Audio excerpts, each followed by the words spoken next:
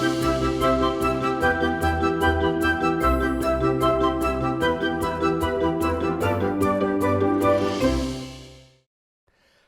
बहुत बहुत स्वागत है आपका हेलो मनी 9 मेरा सवाल में। मैं हूं आपके साथ संदीप ग्रोवर। मार्केट्स में आप देखेंगे तो आज आपको उत्साह नजर आएगा। कल की कमजोरी के बाद आज मार्केट्स में हरे निशान के साथ यानी खरीदारी के साथ कारोबार की शुरुआत हुई। उस खरीदारी को हमने बिल्ट ऑन किया और अब अगर आप देखेंगे तो निफ्टी में करीब आपको 100 अंकों के आसपास की तेजी नजर आएगी।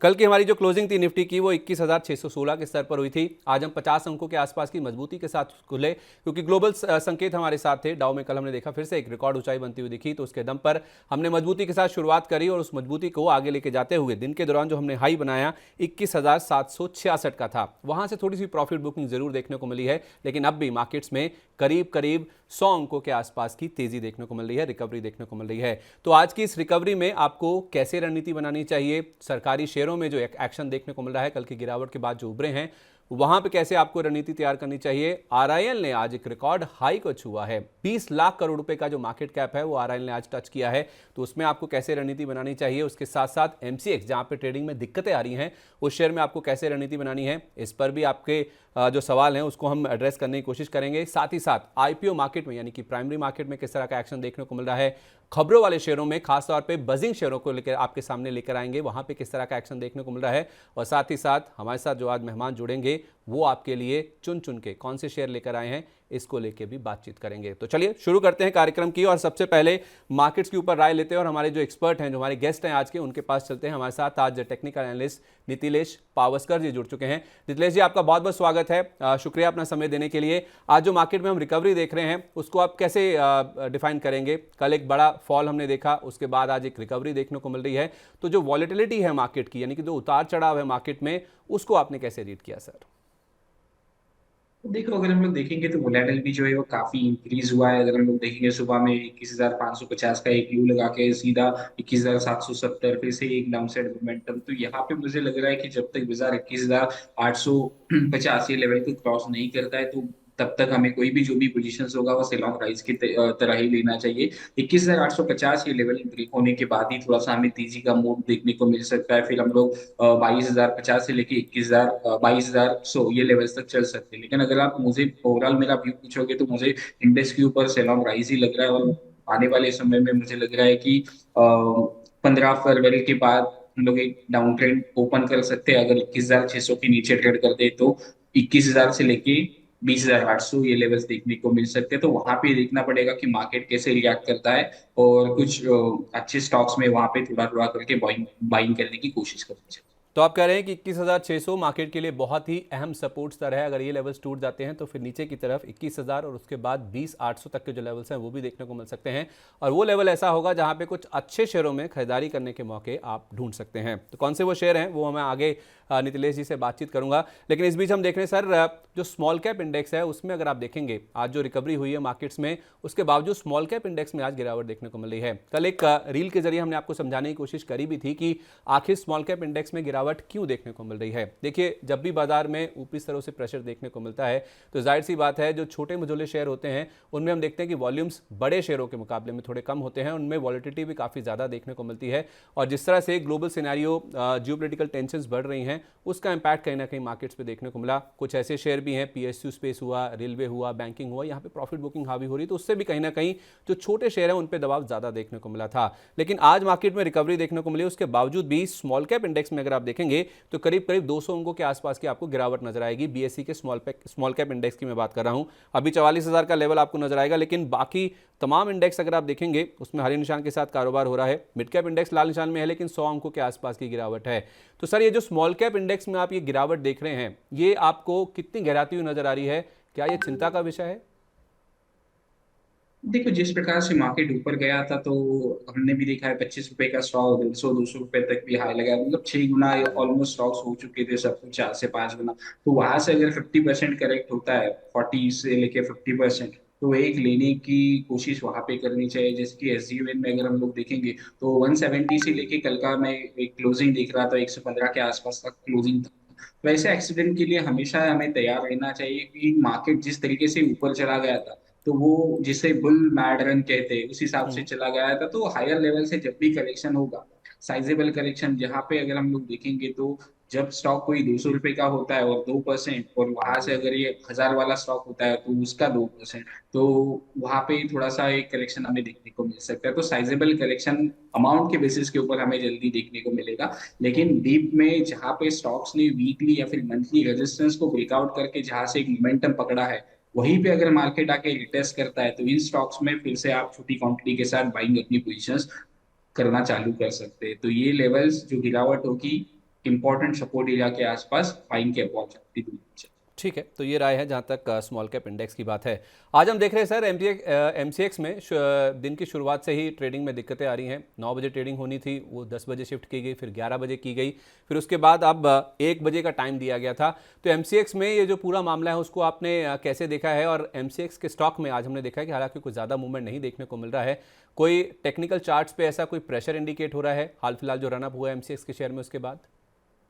देखो यहाँ पे अगर हम लोग देखेंगे तो एक राउंड नंबर 4000 उस लेवल को टच करके मार्केट ने एक सीधा फॉल दिखा है। तो आज का जो लो है वो काफी इंपॉर्टेंट है। टेक्निकल चार्ट के ऊपर अगर हम लोग देखेंगे तो एक doji kind of candle form हुआ है, और पिछला जो रेजिस्टेंस था अगर हम लोग देखेंगे तो 6 दिसंबर से लेके 29 जनवरी, उसी लेवल को मार्केट अभी टेस्ट कर रहा है। तो इसके नीचे जाएगा, इसके नीचे क्लोजिंग देगा, तो थोड़ा सा एक यहाँ से हमें एक डाउनसाइड मोमेंटम देखने को मिल सकता है। लेकिन अगर यहाँ पे देखेंगे तो एक लोअर साइड में एक गैप एरिया है जो ऑलमोस्ट 3230 से लेके 3235 इस रेंज में है। तो वहां पे आता है तो एक बार के लिए संभलने की कोशिश करेगा, तो यहाँ से एक बाउंस देखने को मिल सकता है। लेकिन इस लेवल के नीचे कंटिन्यूअसली ट्रेड करना चालू कर देते हैं तो फिर यहाँ पे 2700 ये लेवल्स भी क्या हो सकते हैं, ओपन हो सकते हैं। तो जिनके भी लॉन्ग्स है और जिनको कुछ लेने की कोशिश करनी होगी, वो 3230, 3250 ये लेवल के आसपास ले सकते हैं, 3180 के स्टॉप लॉस। ठीक है, तो ये लेवल्स हैं जो कि एमसीएक्स के स्टॉक के लिए काफ़ी इंपॉर्टेंट हैं। ये लेवल्स अगर टूटते हैं तो नीचे में फिर 2700 तक के जो लेवल्स हैं वो भी देखने को मिल सकते हैं। तो इन लेवल्स को, जिनके पास भी शेयर है, अगर आप होल्ड कर रहे हैं तो इन लेवल्स को आप बहुत ध्यान से फॉलो कीजिए।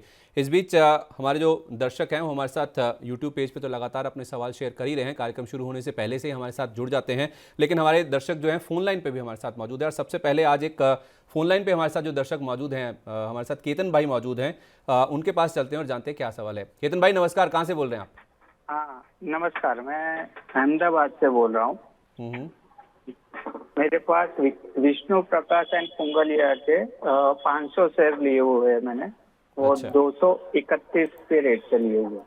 तो ये आपने आईपीओ के टाइम पे लिए थे या आईपीओ के बाद लिए हैं? नहीं, आईपीओ के बाद लिया। जब उनको 900 करोड़ का ऑर्डर मिला था, तब उसके बाद मुझे ऐसा लगा था कि अभी उसके रिजल्ट्स भी अच्छे थे, फंडामेंटल्स भी ठीक थे, तो मैंने सोचा कि अभी यहाँ से कंपनी यानी थोड़ा आगे बढ़ सकती है, तो उस हिसाब से मैंने बाय किया था। लेकिन अभी थोड़ा डाउन में है, तो मुझे क्या करना चाहिए? तो आपने किस व्यू के साथ लिए थे? कितना होल्ड करने के लिए, या कितना आप इसमें टाइम देना चाहते थे? अभी मैं 1 साल तक होल्ड कर सकता हूँ इसमें। ठीक है। सर, विष्णु प्रकाश हाल में एक लिस्टेड कंपनी है, VPRPL के नाम से हम इसे जानते हैं। ऊपर के भाव पे 231 रुपये के आसपास जिन्होंने ले लिया है, 184 रुपये के आसपास का अभी भाव है। आज करीब 0.25% के आसपास की गेंस देखने को मिल रहे हैं। तो जिनको लॉस हो रहा है सर, उनके लिए आप क्या कहना चाहेंगे सर? क्या अपनी पोजीशंस में बने रहें, एवरेज करें या निकल जाएं? देखो यहाँ पे अगर हम लोग देखेंगे तो लास्ट होप जो मुझे लग रहा है वो आईपीओ डे का लिस्टिंग का जो हाई है, इसके ऊपर जब तक बाजार है 165 166 ये जो लेवल है, तब तक आपको थोड़ा सा यहाँ से बाउंस बैक देखने को मिल सकता है। अगर किस तरह से इस लेवल को टेस्ट करता है 164 से लेके 166, तो यहाँ पे आप काउंटरा करके एक पोजीशन छोटा सा एवरेज करके चल सकते हैं। फिर आपका जो लास्ट टॉप वाला जो स्टॉप लॉस होगा वो होगा 154 रुपीज के आसपास। तो इस स्टॉप लॉस के साथ आप अपनी पोजीशंस को बना सकते हैं। लेकिन कंडीशन एक ही होगा, 164 से लेके 166 ये एरिया में अगर मिलता है तो इसमें पोजीशन बनानी चाहिए। ठीक है, 154 से 166 के आसपास ये लेवल्स हैं जिनको आप बहुत कीनली वॉच कीजिए। इनमें आप चाहें तो अपनी पोजीशंस को ऐड करके चल सकते हैं।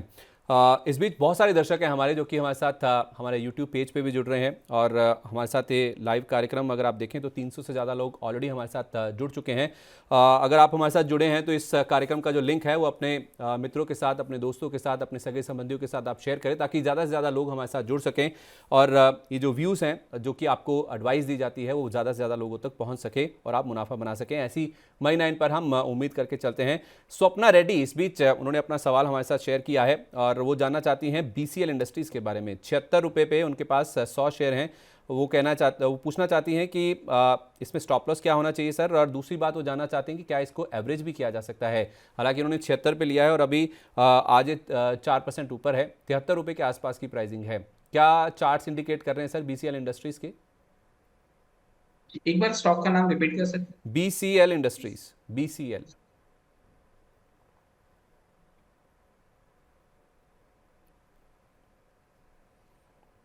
देखो 72 रुपये 70 पैसे का प्राइस है सर।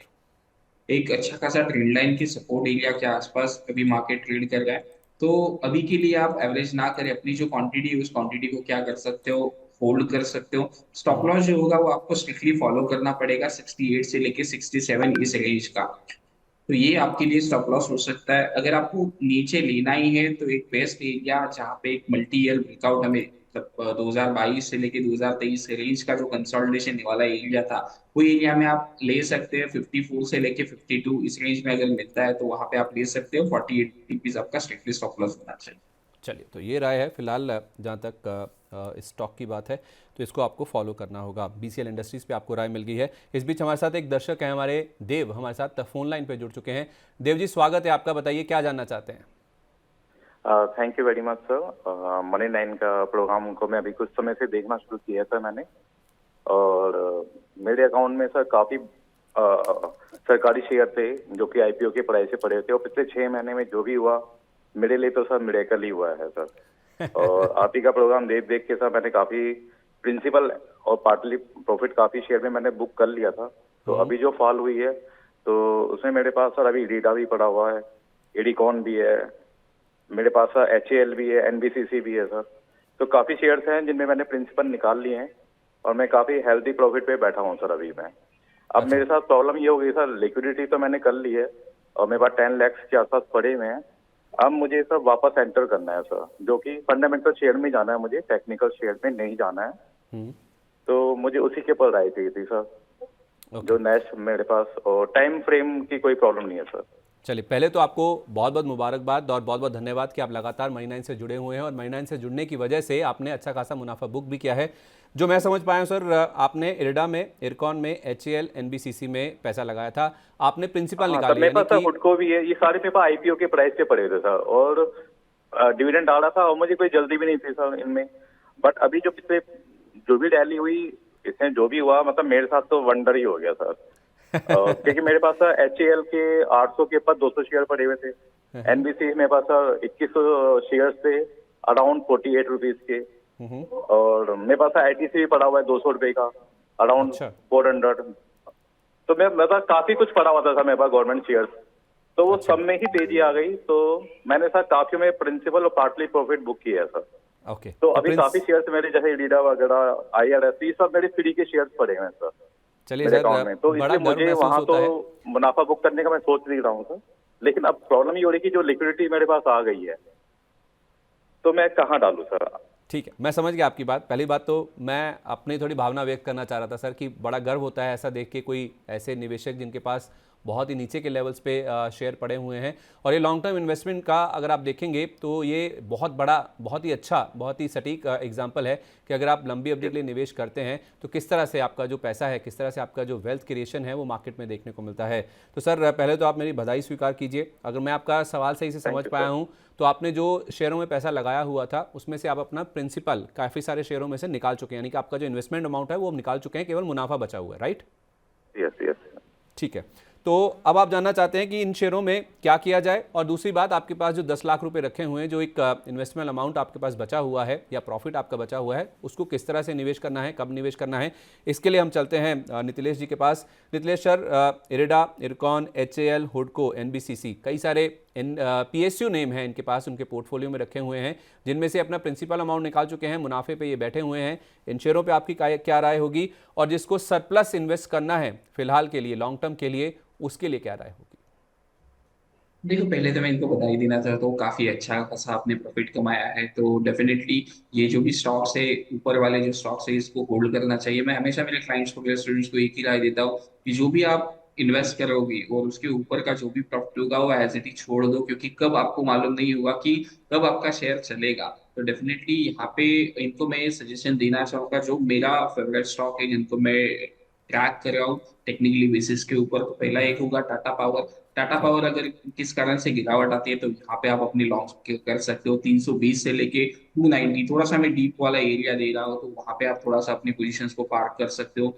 दूसरा जो काउंटर मुझे अच्छा लग रहा है वो है टाटा मोटर्स। टाटा मोटर्स में मैंने मेरे क्लाइंट्स को 600 से लेके 650 से लेके 680 इस रेंज में लेने के लिए कहा है। देखो, अभी का रेट 900 प्लस होगा तो भी चलेगा, उसका कुछ प्रॉब्लम नहीं, लेकिन अगर करेक्शन आता है तो वहां पे अपनी पोजीशंस को क्या करना चाहिए, अच्छे क्वालिटी स्टॉक्स में लेना चाहिए। और दूसरा जो काउंटर मुझे अच्छा लग रहा है वो है bank of Baroda. Bank of Baroda अभी यहाँ पे नहीं लेना चाहिए, 210 220 इस रेंज में अगर मिलता है वहां पे आप अपनी पोजीशंस को ले सकते हो, क्योंकि मल्टी ईयर ब्रेकआउट है, और मल्टी ईयर ब्रेकआउट के बाद जब भी हम लोगों ने देखा है कि वो जो ब्रेकआउट है वो रिटेस्ट होता है, तो वहां पे आप अपनी पोजीशंस को क्या कर सकते हो, बना सकते हो। लेकिन एक चीज का ध्यान रखें, एक ही बार अपना पोजीशंस ना बनाए। अगर आपके पास 10 लाख रुपए पड़े होंगे तो पहले 3 लाख के साथ ही इन्वेस्ट कर लीजिए, और बाकी का स्टैगर्ड वे में धीरे धीरे करके पैसा लगाना चाहिए, क्योंकि अभी जो पीरियड होगा मार्केट के लिए वो काफी वोलेटाइल रह सकता है। हम लोग लोअर लेवल काफी देख भी सकते हैं, तो सोच समझ के थोड़ा थोड़ा करके ही आपको पैसा लगाना। ठीक है, तो पहले तो आपको देव जी एक साथ पूरा पैसा नहीं लगाना है, आपको कुछ स्टॉक्स बताए गए हैं, और आप पेन पेपर ले लीजिए। अगर आप अभी नहीं नोट कर पा रहे तो बाद में इस वीडियो को दोबारा देखिएगा। जो लेवल्स बताए गए हैं निथिलेश सर आप भी सुनिएगा, मैं कुछ अगर गलत बोल रहा हूं तो प्लीज़ करेक्ट मी।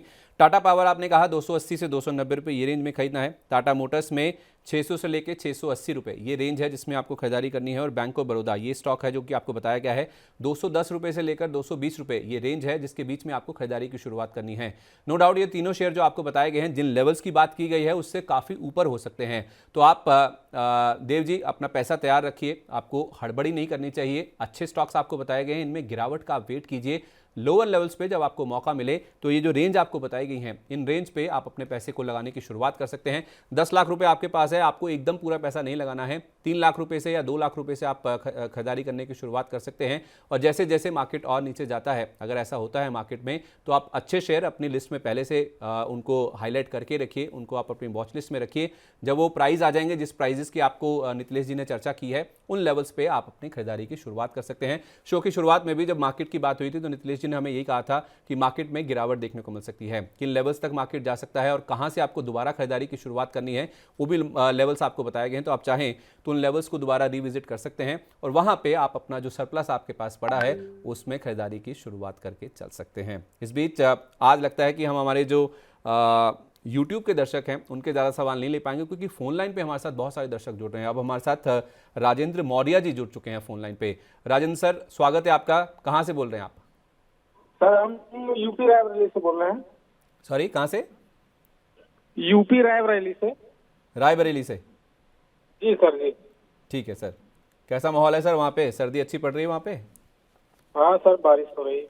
बारिश हो रही है? जी सर। अरे वाह, फिर तो वहाँ पे हो सकता है कि सर्दी और बढ़ जाए।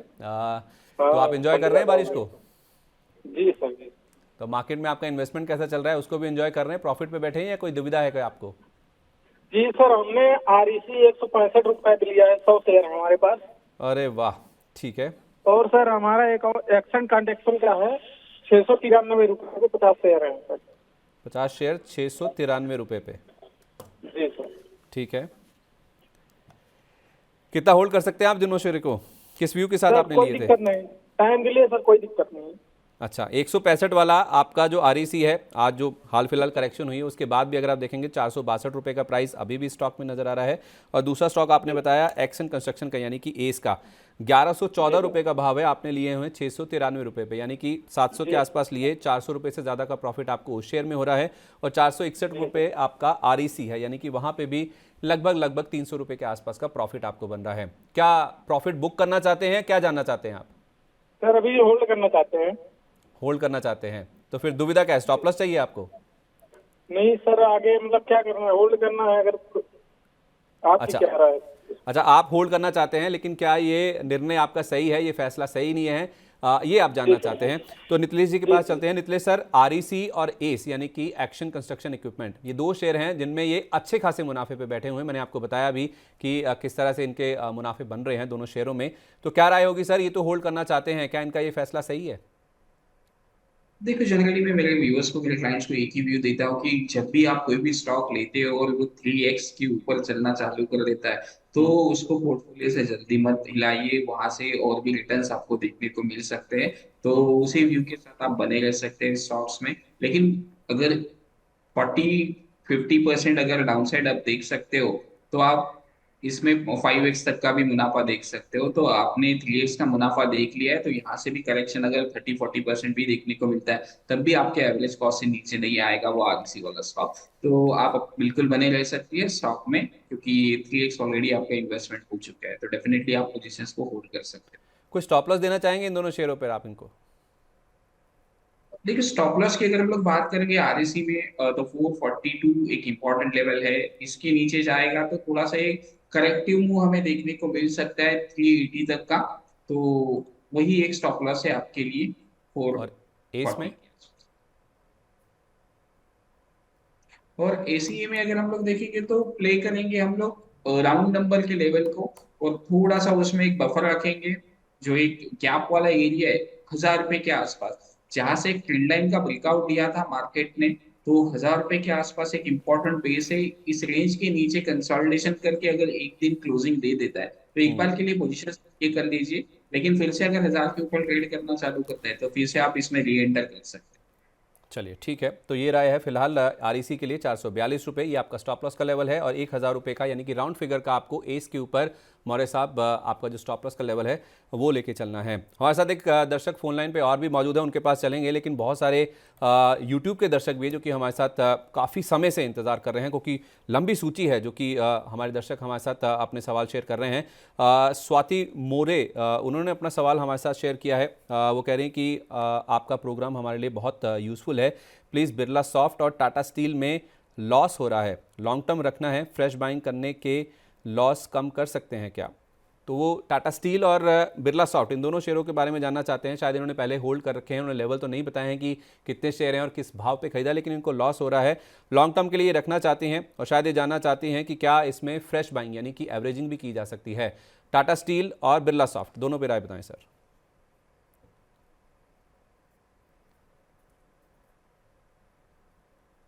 बिरला सॉफ्ट में मेरा थोड़ा सा व्यू है, वो यहाँ से एक प्रॉफिट बुकिंग हमें देखने को मिल सकती है। तो आप एवरेज करना चाहते हो तो 750 एक बेस लेवल होगा, लेकिन 730 आपका स्टॉप लॉस होना चाहिए। और दूसरा जो काउंटर आप कह रहे हो टाटा स्टील मैंने मेरे क्लाइंट्स को रिकमेंड किया हुआ है 140 के आसपास, और मेरा जो टारगेट है 180 के आसपास अभी ट्रेड करा है। तो अगर आपको लेना है तो टाटा स्टील में थोड़ा सा अगर डीप मिलता है, जो 125 से लेके 120 इस रेंज में अगर मिलता है, तो वहां पे आप टाटा स्टील में पोजीशंस को क्या कर सकते हो, ऐड कर सकते हो। ओवरऑल अगर हम लोग देखेंगे तो जब तक काउंटर 120 ये लेवल के ऊपर ट्रेड कर रहा है, तब तक मेरे हिसाब से डरने की बात नहीं है, क्योंकि स्टॉक ने जो ब्रेकआउट दिया है वो ब्रेकआउट वीकली चार्ट के ऊपर दिया है, और अभी भी ट्रेंड जो है उसका इंटैक्ट। ठीक है, तो इन दोनों शेयरों में बिरला सॉफ्ट आपको 750 रुपये के आसपास एवरेज करना है स्वाति जी, और 125 से 120 रुपये की रेंज में अगर आपको टाटा स्टील मिले तो वहाँ पे आप खरीदारी कीजिए। 120 रुपये के आसपास अच्छा खासा सपोर्ट है, वो रेंज पे एक बेस फॉर्मेशन शायद बनता हुआ नजर आ सकता है, तो वहाँ पे आप अगर आप एवरेज करना चाहती हैं तो ये लेवल आपके लिए अच्छा हो सकता है। यहाँ पर आप अपनी खरीदारी की पोजिशन की शुरुआत कर सकते हैं। पुष्कर सिंह जी हमारे साथ फोन लाइन पर मौजूद हैं। पुष्कर जी नमस्कार, कहाँ से बोल रहे हैं आप? नमस्कार सर। बताइए। सर मेरे पास रविंद्रा एनर्जी के 250 शेयर है सर, 120 के रेट पे। सर मैंने शॉर्ट टर्म के लिए लिए थे, वो तो गिरने लग गए बहुत तेजी से। ओके सर क्या करें आप बताइए, इसमें क्या है इसका आगे का? आपने कहा आपने छोटी अवधि के लिए लिए थे? हाँ जी सर। ठीक है सर, मैं आपको एक चीज़ कहना चाहूँगा कि ये जो शेयर आप बता रहे हैं ना, 15-16 साल से मैं भी मार्केट में हूँ, लेकिन बहुत ही लेसर नोन स्टॉक है ये, मतलब मैंने बहुत कम सुना है इसके बारे में। अगर इसका नाम चेंज हुआ है, मैं इसको मिस कर रहा हूँ, तो आप मुझे बताइए। आज भी ये लोअर सर्किट पे है, 5% का शायद इसमें लोअर सर्किट लगा हुआ है।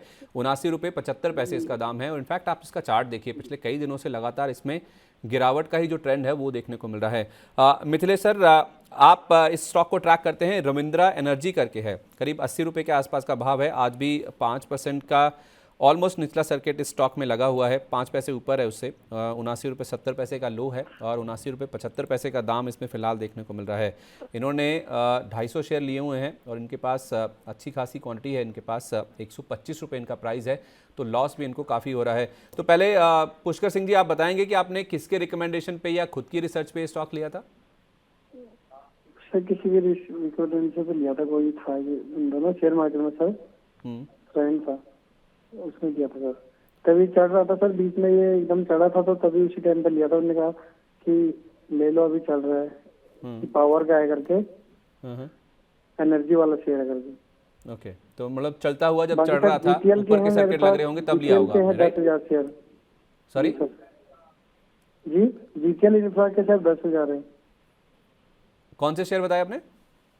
GTL इंफ्रा के GTL इंफ्रा, ओके। तो पहले ये सर रविंद्रा वो एनर्जी की 1 रुपए, जी रविंद्रा में 1 रुपये क्या बोलिए? 1 रुपए 40 पैसे के भाव पर।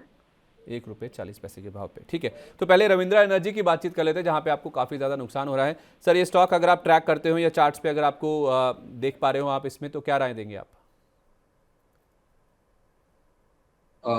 अच्छा खासा एक ब्रेकआउट हमें देखने को मिला था 74-75 रुपीज के आसपास, जो एक ऑलमोस्ट मल्टी ईयर ब्रेकआउट था। वीकली चार्ट को अगर हम लोग देखेंगे तो उसी एरिया के आसपास अभी ट्रेड कर रहा है। तो यहाँ से एक मुझे लग रहा है कि थोड़ा सा एक पुल बैक देखने को मिल सकता है 72-75 इस एरिया से, अगर ये सर्किट ओपन होता है।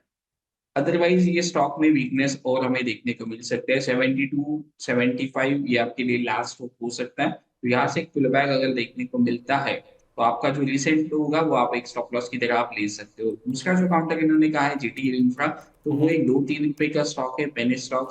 तो आपने जहाँ पे लिया है, तो जितना भी क्वांटिटी उसका 50% क्वांटिटी बुक कर लो, और बाकी का एज इट इज आपका जो कॉस्ट वाला जो स्टॉप लॉस है वो आप रख सकते हो। क्योंकि अभी इस मार्केट में व्यू देना भी काफी थोड़ा सा मुश्किल हो चुका है, क्योंकि हर एक स्टॉक्स अभी भागना चालू कर दिया है। तो आपने जो स्टॉक पकड़ा है वो एकदम हायर लेवल के ऊपर पकड़ा है। तो अभी के लिए आप 70-75 रुपीज का एक लेवल को वॉच करें।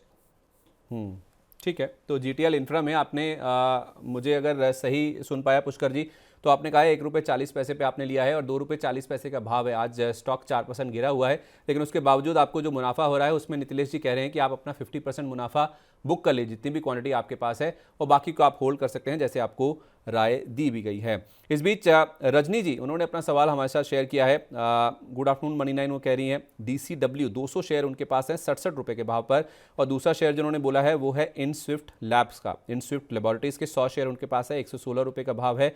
एवरेज करना है या होल्ड करना है, दोनों शेयर पे अपनी राय दीजिए सर। DCW इन्होंने कहा है कि इनकी 67 रुपये की खरीद का भाव है, तो इसमें क्या ये एवरेज कर सकते हैं? पहले DCW की बात करते हैं, 60 रुपये के नीचे ट्रेड कर रहा है। देखिए, स्टॉक में एवरेज ना करें मेरे हिसाब से, और अपने पोजीशंस को होल्ड करें। अगर यहाँ से एक मोमेंटम देखने को मिलता है 56 रुपीज का, पहले तो एक स्टॉप लॉस जरूर लगाए, और 62-63 रुपीज के ऊपर निकलता है तो एक फिर से एक मोमेंटम हमें देखने को मिल सकता है। तो अगर ये लेवल को क्रॉस कर देता है, तो आप अपना जो क्वांटिटी है उसको एवरेज कर सकते हैं। ठीक है, तो ये तो बात होगी DCW की, जहाँ कहाँ पे एवरेज करना है वो लेवल भी आपको बता दिया गया है। अब बात करते हैं इंस्टीट्यूट लैब्स की। 100 रुपये के आसपास ये स्टॉक ट्रेड कर रहा है, 3% नीचे है, मार्केट ऊपर है, लेकिन उसके बावजूद इसमें आज कमजोरी देखने को मिल रही है। और रजनी जी ने लेवल शेयर किया है वो है 116 रुपये का, 100 क्वांटिटी उनके पास है, और 16 रुपये के आसपास का ऑलमोस्ट एक शेयर पर उनको नुकसान हो रहा है। इसमें भी एवरेज करना है, होल्ड करना है या बेचना है, क्या करना है? एक बार के लिए सर स्टॉक का नाम? इंडस्विफ्ट लैब्स सर, इंडस्विफ्ट लैब्स, INDSWIFT।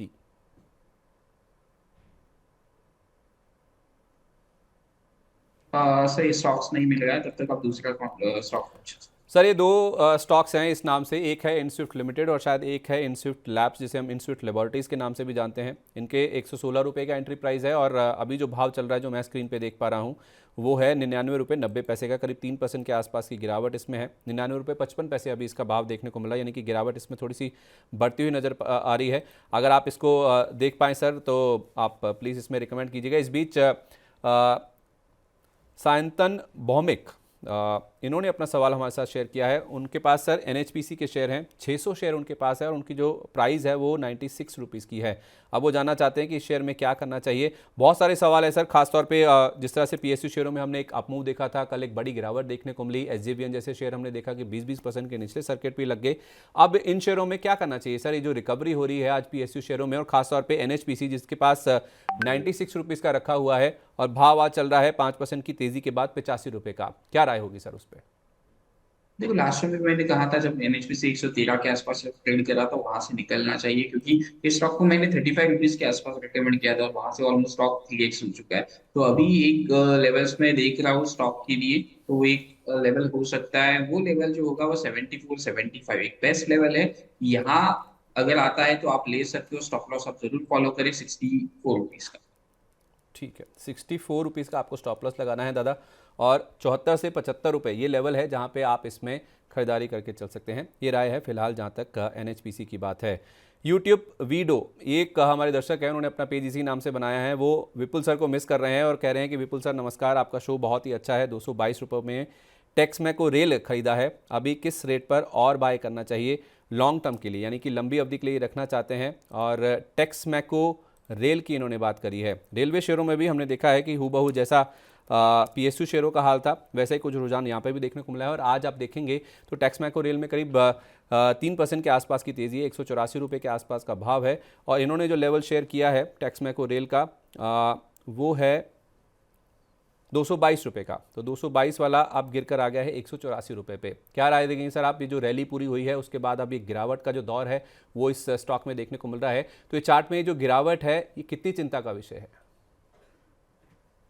देखो स्टॉक्स जिस प्रकार से चले हैं रेलवे स्टॉक, तो और इसमें करेक्शन मेरे हिसाब से आ सकता है। स्टॉक एक बार के लिए 140 ये लेवल्स भी दिखा सकता है, लेकिन अभी के लिए जो इनके सपोर्ट जो बन के आएगा 165 से लेके 170 की इंपॉर्टेंट बेस एरिया, इसके नीचे स्टॉक्स में तकरीबन अगर हम लोग देखेंगे तो 120 125 ये लेवल्स भी हमें देखने को मिल सकते हैं।